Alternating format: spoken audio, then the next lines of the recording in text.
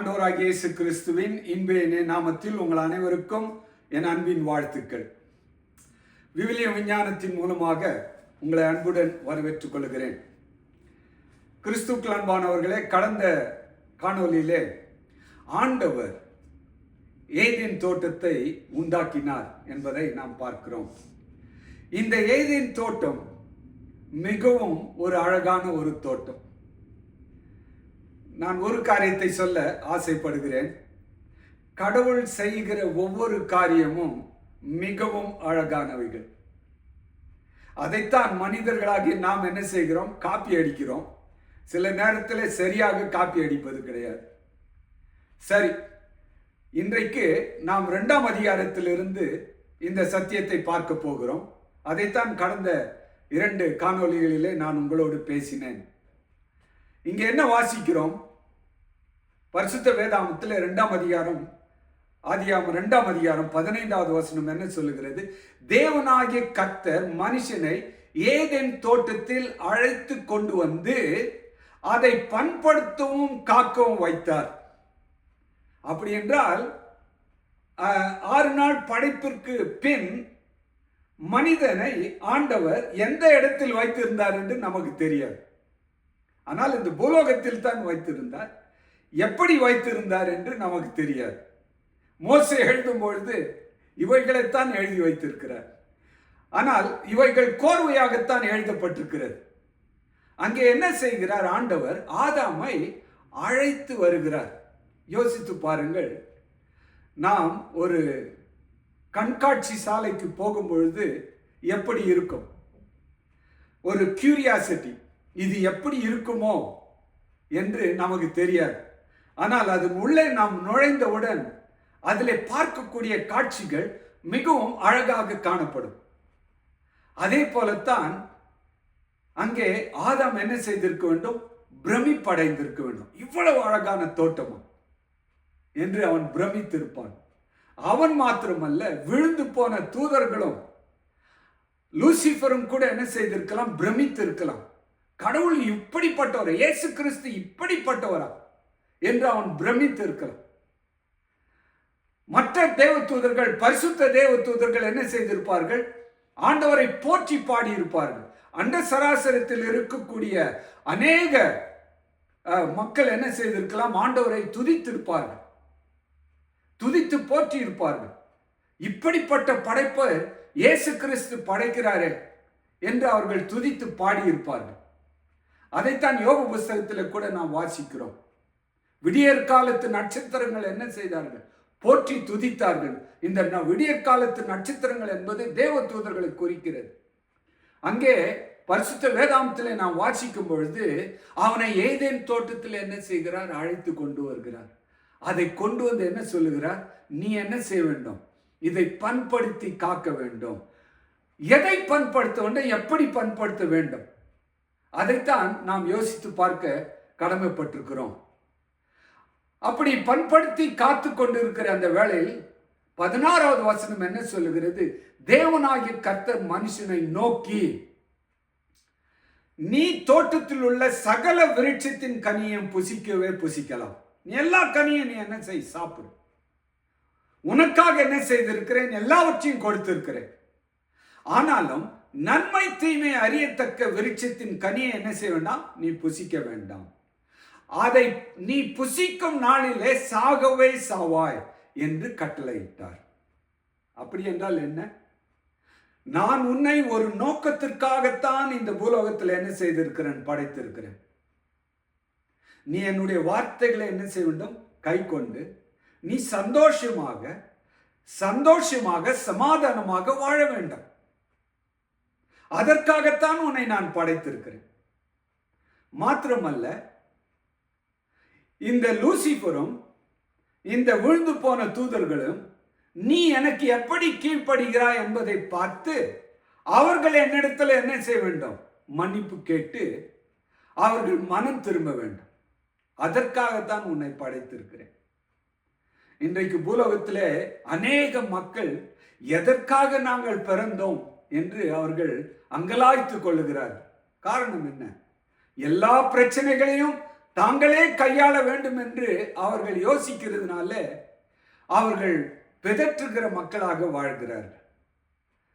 எனக்கு பிடித்த ஒரு வரி, அரிது அரிது மானிடனாய் பிறப்பது அரிது என்ற அந்த வரியை நான் மறுபடியும் உங்களுக்கு சொல்லிக்கொள்ள ஆசைப்படுகிறேன்.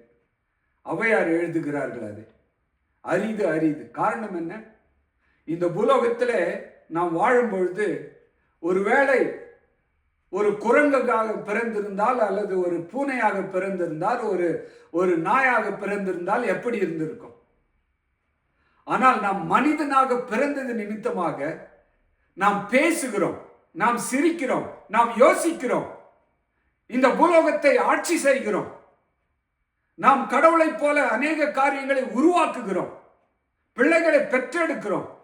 இவைகள் எப்படிப்பட்ட ஒரு பாக்கியம் என்பதை யோசித்து பாருங்கள்.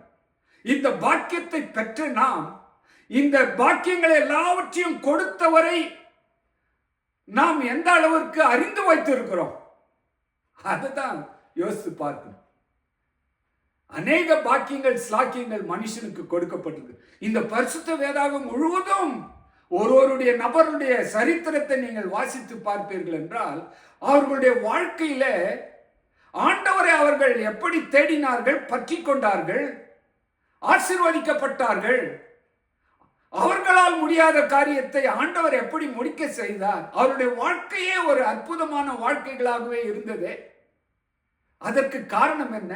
அவர்கள் ஆண்டவரை சார்ந்து கொண்டபடினாலே அவருடைய வாழ்க்கை அற்புதமாக இருந்தது என்பதைத்தான் இந்த பரிசுத்த வேதம் கற்றுக் கொடுக்கிறது. ஆகவே இங்கே ஆண்டவர் ஆதாமை அழைத்து கொண்டு வந்து இந்த ஏதேன் தோட்டத்திலே சொன்ன காரியம், நீ இந்த தோட்டத்தை பார்த்து கொண்டு இந்த தோட்டத்தில் இருக்கக்கூடிய பழங்கள் எல்லாம் சாப்பிட்டு நீ சந்தோஷமாக இரு, எனக்கு கீழ்ப்படிந்திரு. அப்படி என்றால் அவருக்கு கீழ்ப்படிந்து இருக்க வேண்டிய ஒரே காரியம் என்ன? அவரை தெய்வமாக வணங்க வேண்டும். காரணம், லூசிபர் அவரை தெய்வமாக ஏற்றுக்கொள்ளவில்லை. இரண்டாவது காரியம் என்ன? நன்மை தீமை அறியத்தக்க கனியை என்ன செய்யக்கூடாது? புசிக்க கூடாது. அந்த ஒரு கட்டளை. காரணம் என்ன? அவன் கட்டளைக்கு என்ன செய்யவில்லை? கடவுளை வணங்க வேண்டும் என்ற கட்டளை அவன் ஏற்றுக்கொள்ளவில்லை. கடவுளை அவன் கடவுளாக ஏற்றுக்கொள்ளவில்லை. நீ என்ன செய்? என்னை கடவுளாக ஏற்றுக்கொண்டு இந்த பூலோகத்திலே நான் படைத்து இருக்கிற இந்த காரியங்களை நீ அனுபவித்து சந்தோஷமாக இரு என்று ஆண்டவர் சொல்லுகிறார். ஆகவே இந்த 17வது வசனம் நமக்கு கற்றுக் கொடுக்கக்கூடிய பாடம், நன்மை தீமை அறியத்தக்க விருட்சத்தின் கனியை நீங்கள் என்ன செய்ய வேண்டாம்? புசிக்க வேண்டாம். அது மாத்திரமல்ல, இந்த நாட்களிலே நாம் வாசிக்கும் பொழுது பரலோகத்திலிருந்து தேவ தூதர்கள் என்ன செய்தார்களாம்? இந்த பூலோகத்திற்கு வந்தார்களாம். இந்த பூலோகத்திற்கு வந்து அவர்களிடத்துல ஒரு காரியத்தை சொன்னார்களாம். என்ன காரியத்தை சொன்னார்கள்? பரலோகத்தில் என்ன செய்திருக்கிறது? கீழ்ப்படியாமையினாலே பாவம் உண்டாயிருக்கிறது. நீங்கள் என்ன செய்யுங்கள்? கீழ்ப்படியுங்கள். உங்களுடைய கீழ்ப்படிதல் தான் இந்த லூசிபரையும் இந்த விழுந்து போன தூதர்களையும் மனமாறச் செய்யும் என்று தெளிவாக என்ன செய்தார்களாம்? உபதேசித்தார்கள் என்று இன்றைக்கு வெளிப்பாடிலே நமக்கு என்ன செய்யப்பட்டிருக்கிறது? சொல்லப்பட்டிருக்கிறது.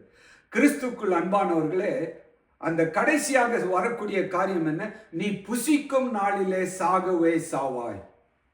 அப்படி என்றால் இன்றைக்கு வரக்கூடிய காணொலிகளை பார்க்க போகிறோம். சாவானது இந்த பூலோகத்திலே இருக்கிறதை பார்க்கிறோம்.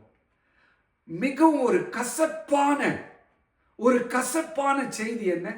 இந்த சாவின் செய்தி தான். ஆம், இன்றைக்கு அநேகர் என்ன செய்கிறார்கள்?